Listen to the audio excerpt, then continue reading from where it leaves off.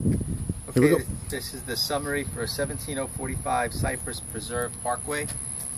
This house was built in 2012, so I didn't expect anything to really show up here, but you always do your due diligence and you pretty much go through the same routine you go through with every house. And that's what I did. I hit the roof first, I hit the attic second. I got no issues with the roof and attic. I mean, the shingles that are up on the roof are architectural style. They usually have a life expectancy of about 20 years overall in Central Florida. They look good. I noticed there was no attic ventilation, but when I got into the attic space itself and I looked, I found that the attic is actually foam insulated, so I don't have any visual access to the roof deck or clips or nails or anything like that, but I can tell you it's very well insulated. It's cooler up there. It's a very efficient type of insulation that they've installed. So when I went through the attic, I paid mostly attention to the electrical, which was visible because there's no insulation on the top of the ceiling. So you can pay attention to the electrical and ducts and things that you normally wouldn't see. And that inspected very well. Construction-wise, it's concrete block masonry down, wood frame up. I've got no real issues with construction. I have some minor settlement in the garage. If you walk inside the garage on the left side by the electrical panel, if you look up, you'll see a hairline crack there.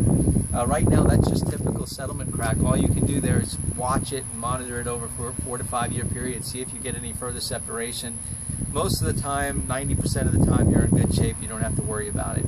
Things you can do to improve out here is probably put gutters on the building. There's a lot of, it's rained a lot the last few days, and I noticed it's a little squishy around here, so controlling the drainage would be a good way to improve what you have, but structurally it looks pretty sound.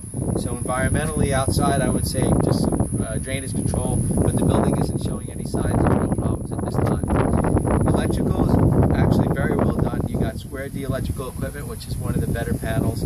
You got 250 amp service disconnect breakers. I would imagine one for panel A, one for panel B. All the wiring looks pristine, no issues. I have minor items like that I have in your summary, just replacing a cover in an attic electrical outlet. That's it. The cover wasn't installed. It's not a big deal, but I want you to know we saw it.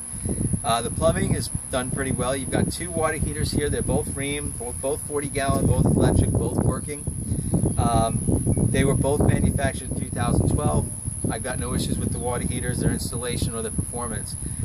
The plumbing in the house is PEX or polyethylene, and the fittings for this system are plastic, which is the recommended material for PEX installations right now because of some legal problems with a different type of fitting that's not applicable here. All the bathrooms checked out really well. I just have one toilet that the tank of flush assembly is, after it fills up, it's dripping a little, so you just need a little adjustment there. These toilets are different flow functions. You have one flush for low flow, one flush for high flow. You'll notice on the top of each toilet you have push buttons, one on the left, one on the right, side by side. One is for a lower flush, one is for a more powerful flush. And they seem to be working just fine where I tested them, which was in every bathroom. Air conditioning systems, no issues there. Both of these units are 2.5 ton. Both of these